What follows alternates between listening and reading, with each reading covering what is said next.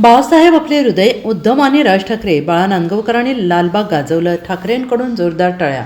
मुंबई महानगरपालिका निवडणुकीच्या पार्श्वभूमीवर काल शिवडी येथे ठाकरेंच्या शिवसेनेकडून निर्धार मेळाव्याचे आयोजन करण्यात आले आणि या मेळाव्यासाठी माजी मुख्यमंत्री आणि ठाकरे गटाचे प्रमुख उद्धव ठाकरे यांच्यासह ठाकरे गटाचे आमदार अजय चौधरी, खासदार अरविंद सावंत, मनसेचे नेते बाळा नांदगावकर उपस्थित होते. आणि यावेळी बाळा नांदगावकरांनी आपल्या भाषणाने लालबाग गाजवलं. ठाकरे गटातून तिकीट न मिळाल्याने शिवसेना शिंदे गटात प्रवेश करणाऱ्या अनिल कोकीळ यांच्यावर बाळा नांदगावकरांनी निशाणा साधला.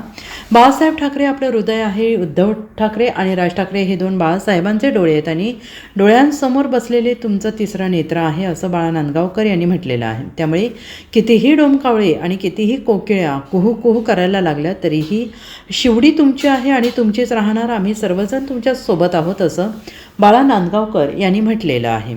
साहेब, आपण सगळेजण साहेबांच्या स्वागतासाठी आतुर होतात आणि म्हणून मी एवढंच सांगेन की बाळासाहेब ठाकरे आपले हृदय आहे.